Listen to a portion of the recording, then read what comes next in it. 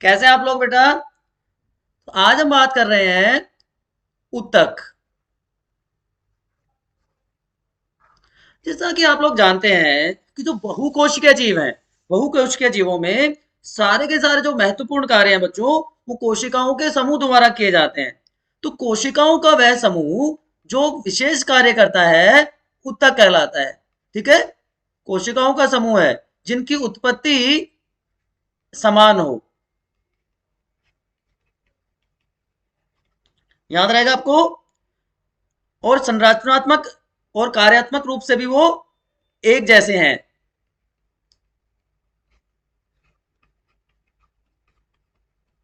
रूप से समान होते हैं। तो कोशिकाओं के ऐसे समूह को उत्तक कहा जाता है। तो पहले हम बात करेंगे पादप उत्तक की, क्योंकि दो तरह के उत्तक होते हैं बच्चों, पादप और जंतु उत्तक। तो पहले पादप उत्तक की बात करते हैं। और पादपों में भी उत्तक दो प्रकार के होते हैं, विभजोतक उत्तक और स्थायी उत्तक। विभजोतक उत्तक मेनली वो उत्तक हैं जो कोशिका विभाजन की क्षमता जिनमें होती है। तो उनके तीन प्रकार होते हैं, सिरस्थ, पार्श्व्य और अंतर्विष्ट। जबकि स्थायी उत्तक दो प्रकार के हो जाते हैं। तो एक एक करके हम इन सबके बारे में डिस्कस करेंगे। तो शुरू करते हैं बच्चों विभजोतक उत्तक से।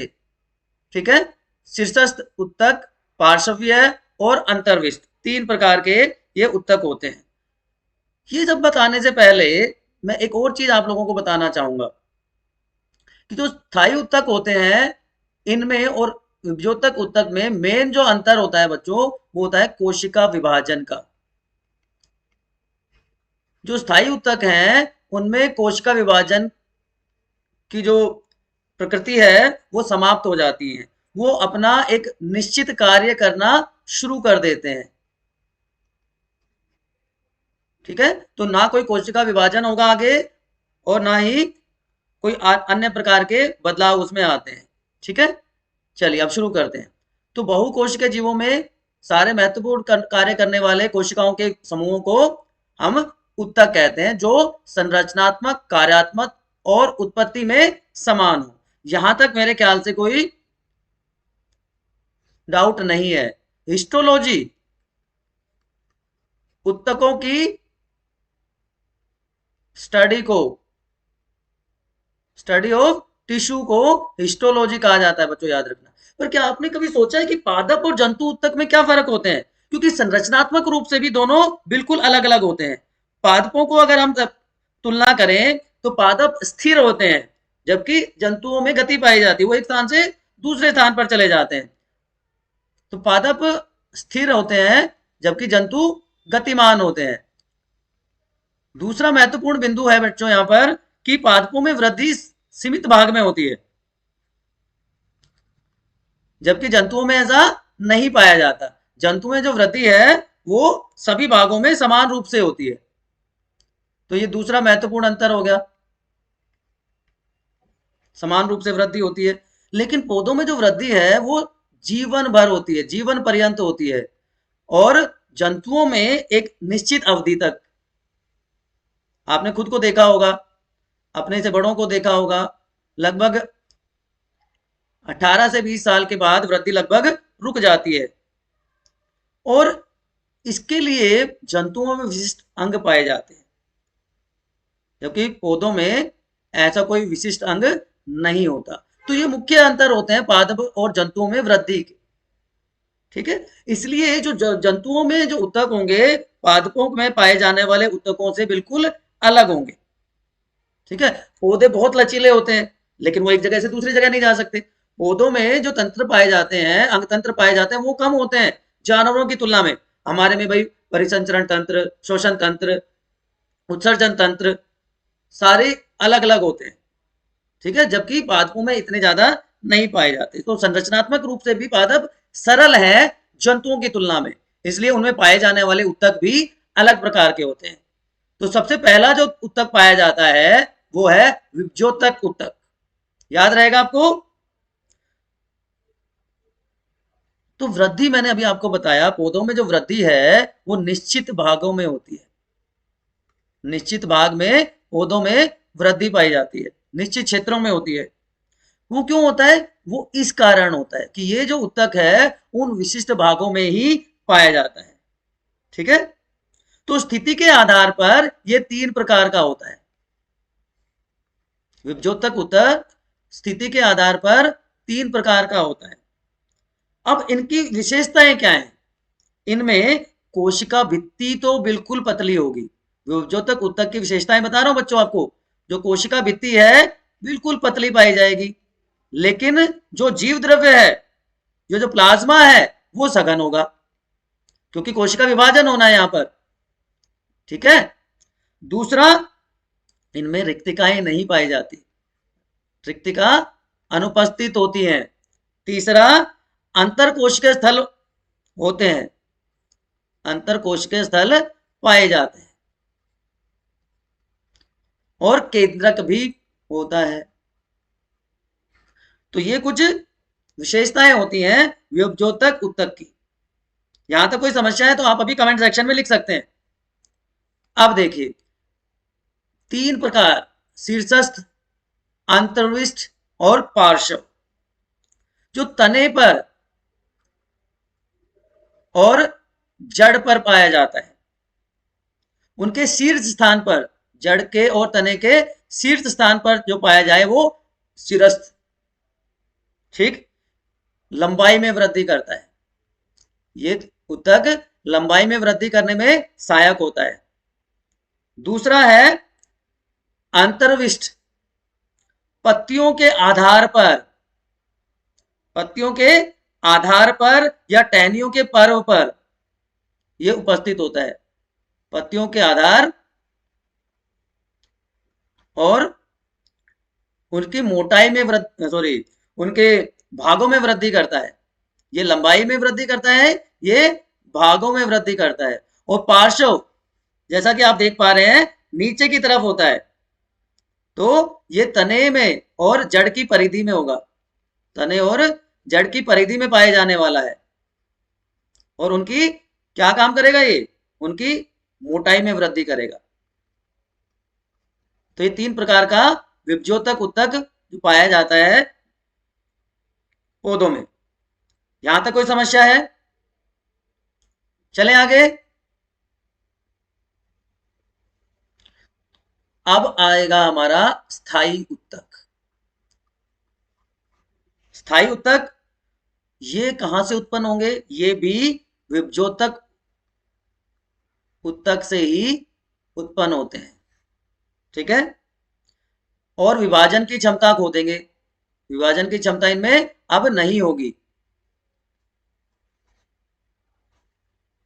एक विशिष्ट कार्य करने के लिए ये तैयार हो जाते हैं, विशिष्ट कार्य करने की क्षमता इनमें आ जाती है, और उस प्रक्रिया को विभेदीकरण कहते हैं। डिफरेंशिएशन अंग्रेजी में कहा जाता है। तो डिफरेंशिएट हो जाते हैं, विभेदीकरण आ जाता है, अपना निश्चित आकार प्राप्त कर लेते हैं, और विशिष्ट कार्य करने वाले विभज्योतक उत्तक को स्थायी उत्तक कह दिया जाता है। यहां पर रिक्तिकाएं भी पाई जाएंगी, कोशिका द्रव्य में। ये जीवित भी हो सकती हैं और मृत भी हो सकते हैं, दोनों प्रकार के पाए जाएंगे। अभी हम देखेंगे तो आपको पता चल जाएगा। तो जीवित और मृत दोनों प्रकार के होते हैं। अब इनके प्रकार देख लेते हैं। स्थायी उत्तक कितने प्रकार के होते हैं? संभरण उत्तक, जो कि आगे चलकर 3 प्रकार के होंगे, पैरेनकाइमा, कोलेनकाइमा और स्क्लेरेनकाइमा। पैरेनकाइमा, कोलेनकाइमा और स्क्लेरेनकाइमा। यहां तक कोई डाउट है तो बेटा फटाफट बताइए, क्योंकि अब चीजें थोड़ा सा कॉम्प्लिकेटेड होना शुरू हो जाएंगी। तो सबसे पहले हम बात करते हैं अब संभरण उत्तक की।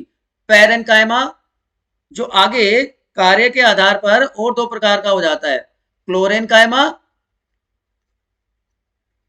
और एरेनकाइमा। क्लोरेन और एरेनकाइमा 2 प्रकार का, 2 उसमें विभाजित हो जाता है। ठीक, संभरण उत्तक में मृदु उत्तक, जिसको पैरेनकाइमा कहा जाता है, ये उत्तक की आधारीय पैकिंग का कार्य करते हैं। पतली कोशिकाएं हैं, देखिए यहां पर बिल्कुल पतली कोशिकाएं आपको दिखाई दे रही है। सरल कोशिकाएं हैं, एकदम पतली और सरल कोशिकाएं, कोशिका भित्ति बिल्कुल पतली है। ठीक है, जीवित कोशिकाएं होती है। रिक्त स्थान देखिए, अंतर कोशिका स्थान काफी पाया जाता है, अंतर कोशिका स्थान पाया जाता है। ये पौधों को यांत्रिक सहायता प्रदान करते हैं, पौधों को यांत्रिक सहायता प्रदान करने का कार्य करते हैं। और इसके साथ साथ भोजन का भंडारण भी करते हैं। तो दो कार्य हो गए इनके। अब कार्य के आधार पर मैंने बताया इनमें दो प्रकार के हो जाते हैं ये, कि कुछ पैरेनकाइमा कोशिकाओं में अगर क्लोरोफिल उत्तक आ जाए तो वो प्रकाश संश्लेषण में सहायता करते हैं। तो अब उन्हें क्या कहा जाएगा? क्लोरेनकाइमा, क्योंकि क्लोरोफिल आ गया। और जो जलीय जीव है उनमें, सॉरी, जलीय पौधे जो हैं उनमें ये एरेनकाइमा कहलाते हैं। ठीक, क्योंकि यहां पर वायु गुहिकाएं आ जाती हैं वहां पर, जिनकी वजह से वो आसानी से पानी पर तैर पाते हैं, इसलिए इसको एरेनकाइमा कहा जाता है। दूसरा टाइप है, दूसरा प्रकार है कोलेनकाइमा, स्थूल कोणोत्तक। पौधों में जो लचीलापन आप देखते हो ना, वो इसी की वजह से होता है। ठीक है, लेकिन यहां पर देखिए आप, किनारों पर भित्ति मोटी हो जाती है, केंद्रक उपस्थित है, राजधानी उपस्थित है, कोशिका भित्ति मोटी हो जाती है। ठीक है, तो ये पत्तियों में और तनों में पाए जाने वाला उत्तक है, लचीलापन प्रोवाइड कर रहा है, यांत्रिक सहायता देता है, ये भी मैकेनिकल सपोर्ट। इसमें भी जीवित कोशिकाएं होती हैं, जीवित कोशिकाएं इसमें पाई जाती हैं, जो लंबी होकर और अनियमित ढंग से कोनों पर मोटी हो जाती है। ठीक, तीसरा प्रकार जो है इसका, वो कहलाता है दृढ़ोत्तक, स्क्लेरनकाइमा। पौधों को कठोर बनाएगा, मजबूत बनाएगा, वो उत्तक स्क्लेरनकाइमा है। यहां पर मृत कोशिकाएं होती हैं, अभी तक जीवित कोशिकाएं थी, यहां पर कोशिकाएं मृत हो जाती हैं बच्चों, लंबी हो जाती हैं, पतली हो जाती हैं, और उनका जो ल्यूमन है वो भी संकरा हो जाता है, लेकिन लिग्निन की वजह से जो भित्ति है वो मोटी हो जाती है। ठीक है, तो जो हार्डनेस होती है, जो स्टिफनेस होती है, वो इसी की वजह से होती है। जो लिग्निन जो है ये उसको हार्डनेस प्रोवाइड करता है, पौधों के भागों को मजबूती देता है। ठीक है, तो अब आप आसानी से बता सकते हैं ये कहां पाया जाएगा। आपने नारियल का जो ऊपर का रेशा देखा होगा, सबसे बढ़िया उदाहरण है इसका, सबसे बढ़िया उदाहरण। ठीक, तो अब आप फटाफट इन तीनों टाइप के उत्तक, पैरेनकाइमा, कोलेनकाइमा और स्क्लेरनकाइमा का एक कंपैरिजन करके फटाफट मुझे कमेंट सेक्शन में बताइए।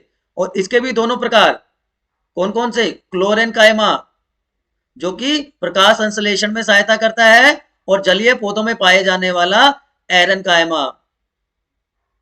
इनका एक कंपैरिजन करके फटाफट मुझे कमेंट सेक्शन में बताइए, फिर उसके बाद शुरू करते हैं जटिल उत्तक। ठीक है, जटिल उत्तक देखिए, एक कोशिका अगर उपस्थित थी तो उसे हम कह रहे थे सरल उत्तक। अब दो या दो से अधिक कोशिकाएं मिल जाएंगी, उनकी दो या दो से अधिक लेयर बन जाएंगी, तो ऐसे उत्तक को हम कहेंगे जटिल उत्तक। क्लियर?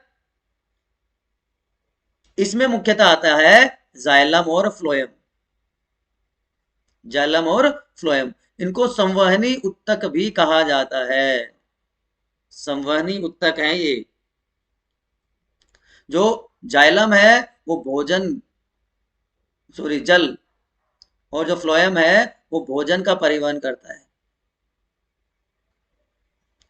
यहाँ पर विभेदीकरण पूरा हो जाएगा, ये अपना फाइनल शेप और साइज अटेंड करके अपना एक विशिष्ट कार्य करना शुरू कर देंगे।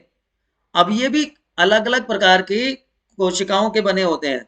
जैसे जाइलम में वाहिनिकाएं होती है, वाहिकाएं होती है, जाइलम पैरेन्काइमा होता है और जाइलम के रेशे पाए जाते हैं। इसी प्रकार फ्लोएम में चलनी नलिकाएं होती है, सहचरी कोशिकाएं होती है, इनको सीव ट्यूब कहते हैं, ये कंपेनियन सेल्स कहलाती हैं। ये फ्लोएम पैरेन्काइमा और फ्लोएम फाइबर होते हैं। ठीक, अब इनके कार्य क्या होते हैं, किस प्रकार से कार्य करते हैं, तो पहले बात करते हैं हम जाइलम की। इसमें वाहिनी कहाँ है, ये एक लंबी नलिका के रूप में उपस्थित होते हैं। यहाँ पे मैं आपको दिखाता हूं, ये लंबी नलिका के रूप में उपस्थित होती है। ठीक है, मृत कोशिका है। ठीक, दूसरी है वाहिका, ये दोनों तरफ से खुली होती है, तो एक दूसरे के ऊपर जुड़कर इस प्रकार से पूरे पौधे के सबसे नीचे से लेके सबसे ऊपरी भाग तक चली जाती है, और ये खनिज और लवण का संवहन करती है। जल के साथ साथ खनिज लवण का संवहन करने का कार्य, ट्रांसपोर्ट करने का कार्य करते हैं। जाइलम पैरेन्काइमा, जाइलम पैरेन्काइमा का मुख्य कार्य है पार्श्वीय संवहन, पार्श्वीय संवहन, लेटरल कंडक्शन, भोजन को संग्रहित करना, और जाइलम के जो रेशे हैं वो दृढ़ता प्रदान करते हैं। और जैसा कि मैंने बताया कि जाइलम का कार्य जल और खनिज लवण का परिवहन करना है। इसी तरह फ्लोएम में चलनी कोशिकाएं जो नलिकाकार है। ठीक है, उसके अलावा सहचरी कोशिकाएं हैं जिनमें सघन जीव द्रव्य पाया जाता है। यहां पर आप देख सकते हैं, ये यहाँ पे सघन जीव द्रव्य पाया जाता है। फ्लोएम पैरेन्काइमा फिर से भोजन का संग्रहण करेगा और जो फाइबर्स हैं वो दृढ़ता प्रदान करेंगे। अब चित्र की सहायता से आप आसानी से देख सकते हैं, ये एक सिरे पर बंद है, दूसरे सिरे पे भी बंद है, लेकिन ये दोनों तरफ से खुली है, तो एक दूसरे से जुड़कर पूरा इस तरह से एक कंटिन्यूअस कॉलम बना देंगे। ठीक है, यहां तक कोई समस्या है किसी को, आप लोग पूछ सकते हैं। तो अगर मैं जाइलम और फ्लोएम का अंतर करूं, तो जाइलम में जल का परिवहन हुआ, इसमें भोजन का परिवहन हुआ। दूसरा अंतर, इसमें यूनिडायरेक्शनल, एक ही दिशा में होता है, जड़ से ऊपर की तरफ, ये बाई डायरेक्शनल होगा। जल और लवण के परिवहन में ऊर्जा की आवश्यकता नहीं होती, एटीपी की आवश्यकता नहीं होती, लेकिन यहां पर एटीपी के रूप में ऊर्जा की आवश्यकता होती है, इसलिए इसको पैसिव प्रोसेस कहते हैं। जाइलम ट्रांसपोर्ट को पैसिव प्रक्रिया कहा जाता है, जिसमें ऊर्जा की आवश्यकता नहीं होती, जबकि फ्लोएम का जो ट्रांसपोर्ट है वो एक्टिव प्रोसेस है, उसमें एनर्जी की, ऊर्जा की आवश्यकता पड़ती है। तो ये बात हो गई पादप और जंतु कोशिका की। लेकिन इसके अलावा भी बच्चों एक और प्रकार का उत्तक पाया जाता है, जिसको कहते हैं एपिडर्मिस। रक्षी उत्तक होते हैं एक तरह से, पौधे के सभी भागों में पाए जाते हैं। रक्षी कोशिकाएं यहां पर होती हैं, गार्ड सेल होती हैं, स्टोमेटा, रंध्र, जो पौधे के या कोशिका के सबसे ऊपरी भाग में पाए जाने वाला उत्तक जो होता है उसको रक्षी उत्तक, एपिडर्मिस कहते हैं, एपिडर्मल टिश्यू कहा जाता है। तो पौधे के ऊपरी भाग, बाहरी भाग, जैसे पत्तियां हो गई, फूल हो गए, तना हो गया, जड़ें हो गई, उसकी सबसे बाहरी परत एपिडर्मिस है, ये सबसे बाहरी परत है। ठीक है, ये एक और परत से ढकी होती है जिसे क्यूटिकल कहा जाता है। आपने देखा होगा ना, पत्ती का एक तरफ का भाग बड़ा बड़ा चमकीला सा होता है, क्योंकि क्यूटिकल वहां पर एक मोम के जैसा पदार्थ होता है, जो एपिडर्मिस कोशिकाओं द्वारा स्रावित किया जाता है। और एपिडर्मिस के साथ साथ ये जो छिद्र हैं जिन्हें हम स्टोमेटा कहते हैं, ठीक है, रंध्र कोशिकाएं कहते हैं, इसमें आप देख पा रहे हो बीन के जैसी, सेम के बीज के जैसी संरचना है, जिसमें दो द्वार कोशिकाएं हैं और बीच में खाली स्थान है। ये स्टोमेटा क्या काम करता है, स्टोमेटा दो बहुत मुख्य कार्य करता है बच्चों। स्टोमेटा बहुत महत्वपूर्ण कार्य करता है, गैसों का विनिमय करता है। गैस विनिमय के लिए ये हेल्प करता है, उसमें